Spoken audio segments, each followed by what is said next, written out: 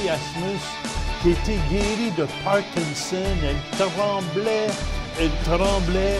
Et Tu sais, par rapport à ce que je faisais. Et non par rapport à ce que j'étais moi. Vous savez que vous êtes un diamant, que vous êtes spécial aux yeux de Dieu.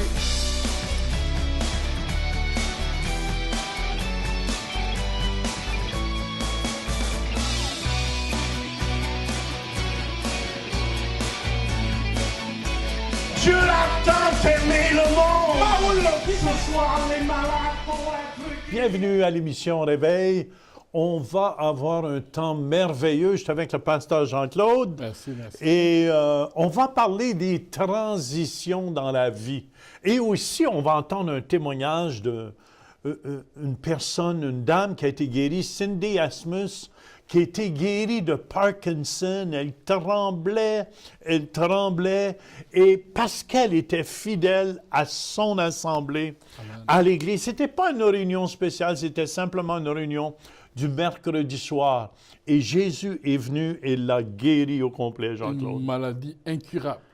Médicalement, c'est incurable. Oui. On peut essayer de modérer le Parkinson, mais à la fin, elle ne pouvait même pas mettre un capuchon. Elle tremblait tellement sur un crayon, sur absolument rien. Et c'est pour ça, soyez attentifs aujourd'hui. Amen. On va parler de transition et on va voir aussi Pasteur Mathieu. On va aller en studio, on va écouter Pasteur Mathieu qui va nous parler sur la transition de la vie. Amen. Toi, Jean-Claude, originairement du Burundi et arrivé ici au Canada dans le froid, quelle était la réaction? C'est une réaction brutale. Quand tu quittes un beau pays avec 30 degrés à l'ombre, avec le soleil 12 mois sur 12 et qu'il fait beau et que tu es habitué à une vie calme en famille et que tu arrives au Canada, la première chose qui te choque, c'est vraiment le climat, le froid. C'est vraiment, vous ne savez pas comment c'est froid quand vous arrivez pour la première fois et que vous n'êtes pas bien habillé. Mais aussi la culture. C'est une culture occidentale, une culture où il faut travailler fort. Il faut changer de caractère, changer de mentalité. Sinon, tu es dépassé par les événements. Oui, l'école, les gens, il faut s'ajuster à l'école. Ça travaille dur à l'école. Au travail, les gens viennent à l'heure. C'est tout un autre monde. Vous, en Afrique, ça ne travaille pas. Le temps est très élastique. Oui, je le sais. Je demandais à mon chauffeur, ça m'insultait, je dois l'avouer, d'être là à 18 heures. Pas de problème. Il était 19 heures, mon chauffeur n'était pas arrivé. Un jour, je devais rencontrer même le président du pays et on devait le filmer. Mais mon chauffeur arrivait 1 heure et demie en retard et le président nous attendait. Et moi, comme peut-être dans notre culture canadienne, en tout cas, même dans ma culture à moi, personnelle, je jaillis quelqu'un qui arrive en retard. Oui. J'avais le goût de donner les 5 ministères au chauffeur parce que j'ai dit « man ». Et même le président est insulté qu'on arrive en retard. Mais on s'excuse, mais et tout. Mais souvent, c'est quelque chose dans la culture. C'est vraiment quelque chose qu'on s'adapte parce qu'on voit qu'ici, le temps est très important. Le temps, c'est de l'argent. Les gens sont planifiés à l'heure, travaillent à l'heure, dorment à l'heure, parlent avec des moments bien précis. Alors, quand tu arrives ici, il faut que tu t'ajustes. C'est une transition qui est très difficile pour certains.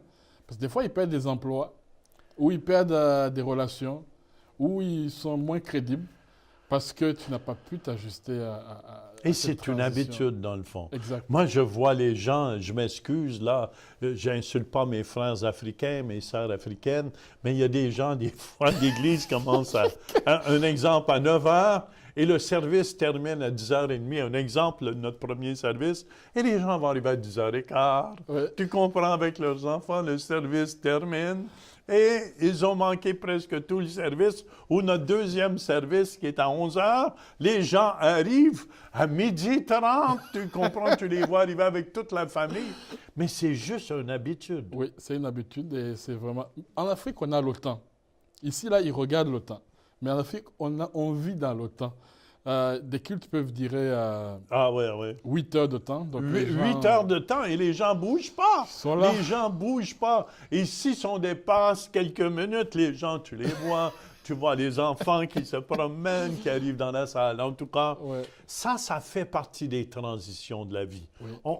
Je pense que chaque transition, c'est lorsqu'on se marie, lorsqu'on a des enfants On a des aussi. enfants. Tu vois la femme qui s'attache plus aux enfants. Nous, l'homme, des fois, on devient jaloux un peu. On est comme Hey, un- comment se fait? Les enfants prennent ma place. Les transitions, dans toute transition, il faut s'habituer et il y a des changements. Et si vous voulez, ensemble, on va aller écouter Pasteur Mathieu au Centre Éveil International qui nous parle justement des transitions. On va lire ensemble. Vous savez, après 40 ans d'obstacles, le peuple d'Israël était dans une phase de transition. 40 ans de désert, et Dieu suscite Josué après la mort de Moïse. Imaginez-vous, 40 ans, tu es habitué là, OK, là on va voir tel cactus, on va voir telle affaire, telle chose. Ouais, on a déjà vu, ça fait 40 ans qu'on le fait le séjour, ça fait 40 ans qu'on voit les mêmes chameaux dans le même secteur, ça fait 40 ans que, oui, il y a un oasis là-bas avec un palmier, 2 palmiers. On est habitué, il y a cette montagne, elle est là, oui, on l'a vu, on sait où est-ce qu'on est rendu, on tourne en rond. Et les transitions ne sont pas toujours faciles, et surtout ici, un grand leader, un grand prophète comme Moïse qui décède.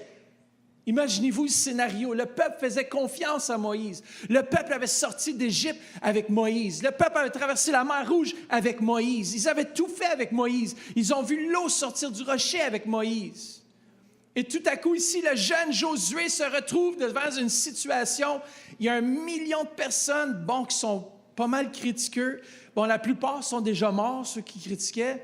Et Dieu est en train de susciter une nouvelle génération sous la direction de Josué. Regardez ce que ça nous dit au verset 1. Après la mort de Moïse, voilà la transition. Le serviteur de l'Éternel dit à Josué, « Mon serviteur Moïse est mort. Maintenant, lève-toi, passe ce Jourdain avec tout ce peuple pour entrer dans le pays que je donne aux Israélites. Tout lieu que foulera la plante de votre pied, je vous le donne, comme je l'ai dit à Moïse.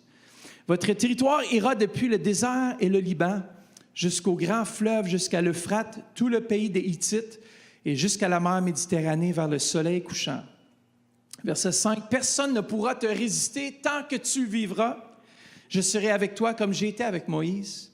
Je ne te délaisserai pas et je ne t'abandonnerai pas. » Écoutez bien, fortifie-toi et prends courage. Ce matin, ça c'est une parole prophétique pour vous.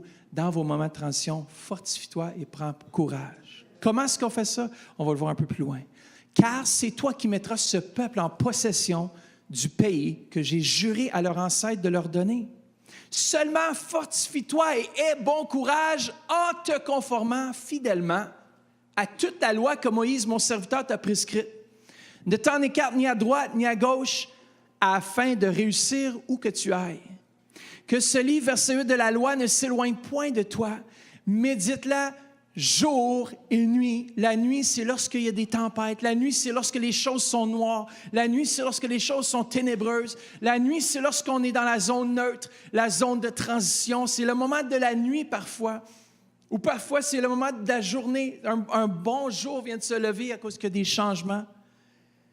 Mais il dit que ce livre-là ne s'éloigne pas, mais dit-la jour et nuit, pour agir avec fidélité, conformément à tout ce qui est écrit, car c'est alors que tu auras du succès dans tes entreprises, c'est alors que tu réussiras. Ne t'ai-je pas ordonné, encore une fois, fortifie-toi, sans te réveiller, fortifie-toi ce matin et prends courage.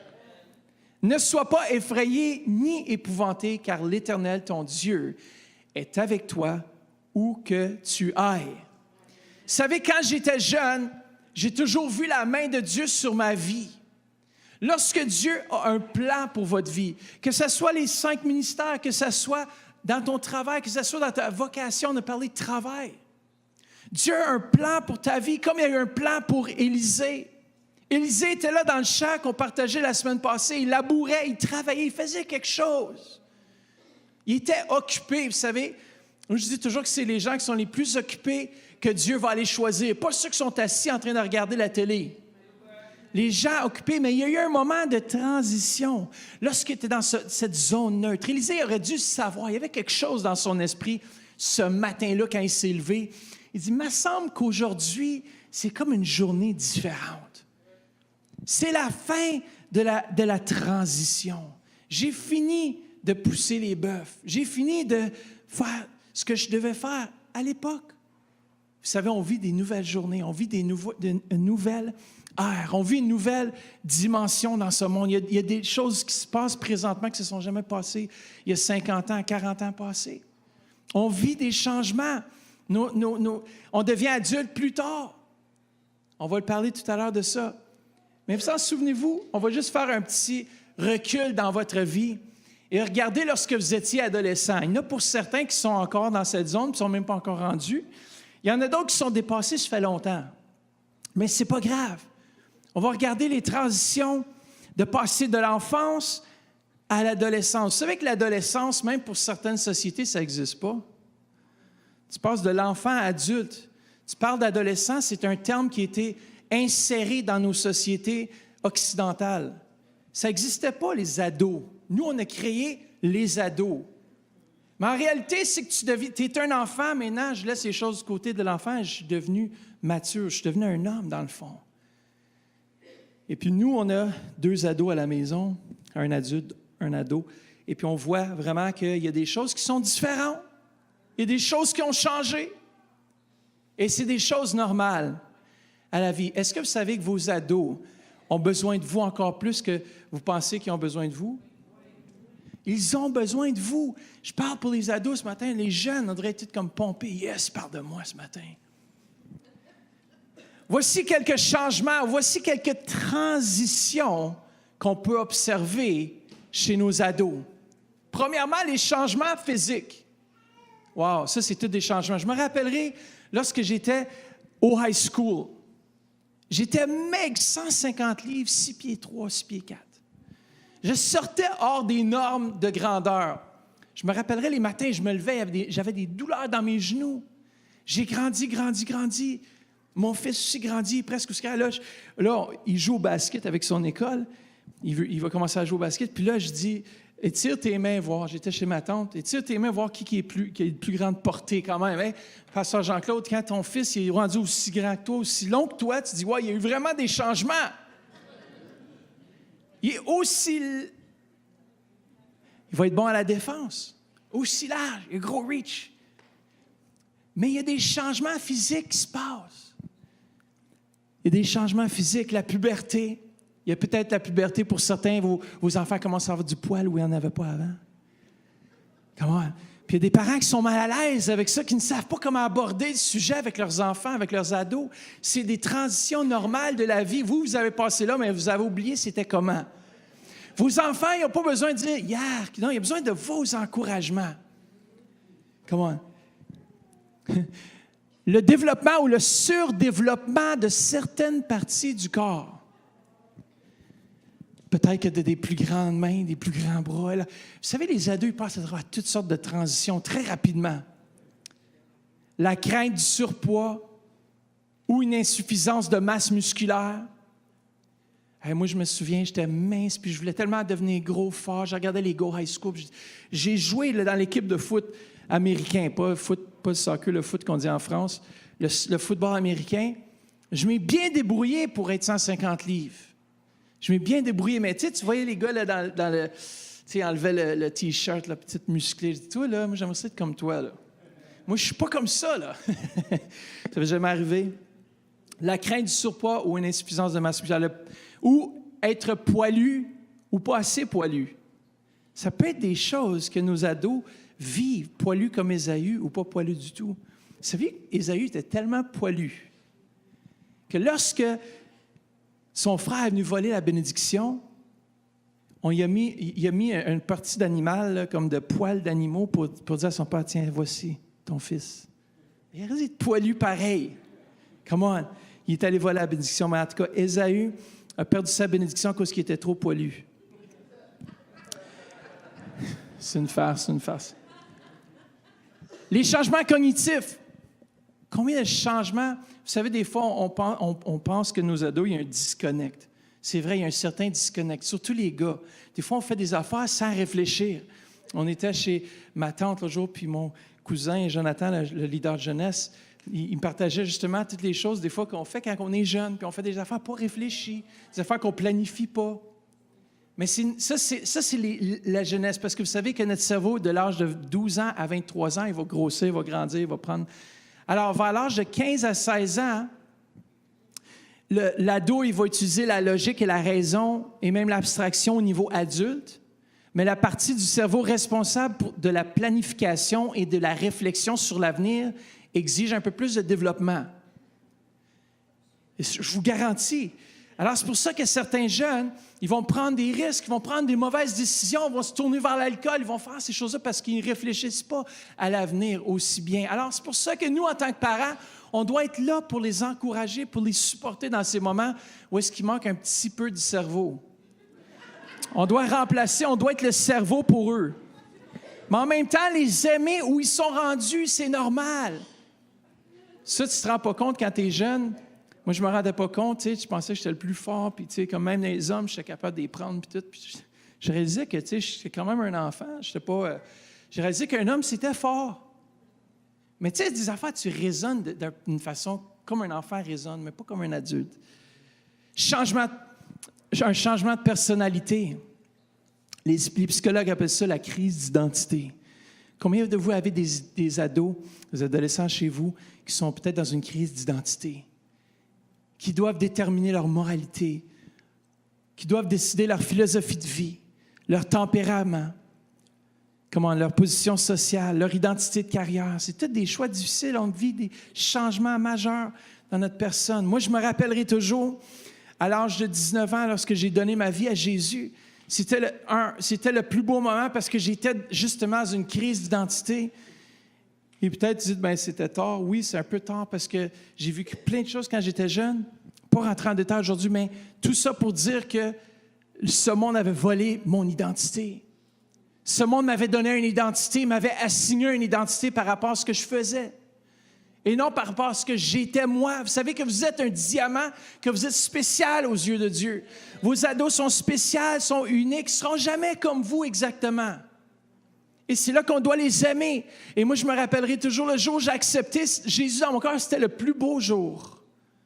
Non seulement mon identité n'était plus dans ce que je faisais, n'était plus dans ce que je faisais, mais était dans l'être. Réellement. C'est-à-dire que Jésus a comblé mes manquements. Il m'a donné une paix intérieure que je ne pouvais pas avoir dans ce monde. Il m'a permis de m'épanouir. Ça m'a permis de m'épanouir, de découvrir qui j'étais vraiment. Et vos enfants, on doit les apporter à accepter Christ dès un jeune âge. Je me rappellerai tout jeune, mes enfants avaient comme 3 ans, Salomé 3-4 ans, puis on était en dessous d'une cabane, une tente faite dans le sous-sol. Tu sais, vous avez passé cette époque-là, là, tu sais, tu mets plein de couvertes là, partout, là, puis tu fais une grosse tente. Là, tu prends une lampe de poche, puis tu vas lire un livre avec tes enfants. Bon, il y a beaucoup qui semblent très, très disconnect de ce que je dis. Seigneur, touche ce peuple. Écoutez bien, je me rappellerai toujours, Salomé était un jeune âge, puis j'ai dit, tu veux-tu accepter Jésus dans ton cœur? J'étais le premier évangéliste. Et puis elle a dit, oui, papa. Elle ne comprenait pas tout ce qu'elle faisait à ce moment-là, mais j'ai dit, c'est un bon début. Elle l'a fait plus tard. Mais je me rappellerai toujours de ses paroles, c'était incroyable. Seigneur Jésus, je veux t'accepter dans mon cœur, dans ma vie. Sois le roi dans mon cœur. Et pour moi, c'était le plus beau jour de ma vie quand j'ai pu transmettre en tant que parent l'identité que j'avais en lui. C'était le plus beau des jours. Kylian a fait la même chose. C'était le plus beau des jours. Ils l'ont refait aussi devant l'Assemblée, mais ils l'ont fait avec moi en premier. J'étais le premier pasteur, j'étais le premier évangéliste à mes enfants. Vous devez faire la même chose, parents. Vous devez amener vos enfants à connaître Christ, à découvrir l'identité en Jésus. Cette identité, ça découle non pas dans ce que vous faites, mais dans ce que vous êtes. Je suis en Christ, je suis en lui. Yes. Merci, Pasteur Mathieu. C'était excellent, excellent. Et aussi, c'est donc vrai, c'est notre ouvrage à éduquer nos enfants. Amen. C'est vraiment très important que quand tu as des enfants, que tu t'habilles maintenant le manteau de parent. Tu n'es plus seul. Tu as une charge maintenant qui vient du Seigneur, une mission de pouvoir amener ces enfants à l'âge adulte. C'est vraiment une autre robe que tu dois porter. Oui, puis une robe d'autorité quand on parle de robe, parce que j'écoutais des parents dans une interview, je pense à la télé, dernièrement, qui disaient « Ah, mon enfant, qui est un petit garçon, qui est un petit garçon, il se sent comme une petite fille. » Et là, j'ai été à l'école et les parents étaient très fiers de ça. Nous avons été à l'école pour avertir le professeur que maintenant, notre petit garçon va être une petite fille.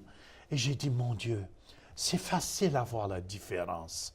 Et c'est sûr, si on laisse les enfants, Dieu nous dit aux parents d'éduquer nos enfants. C'est pas aux enfants d'éduquer. On a pu jouer avec... Moi, j'ai joué quand j'étais jeune avec une poupée. Mais ça ne veut pas dire que je suis une fille. Exact. Tu peux... Et les filles peuvent jouer avec les camions. Et c'est donc important. C'est pour ça, la Bible, j'écoutais ses parents. Et ses parents disaient, on écoute tout ce que notre enfant dit. Et quelle erreur! Parce que l'enfant a besoin... Dieu nous a dit dans sa parole, d'à nous d'éduquer les enfants. Et en tout cas, la prochaine émission, on va en reparler davantage de ces choses-là. Mais je veux qu'on aille écouter ce témoignage de Cindy, qui a été guérie de Parkinson. Et on écoute ensemble et on vous revient et on prie pour vous.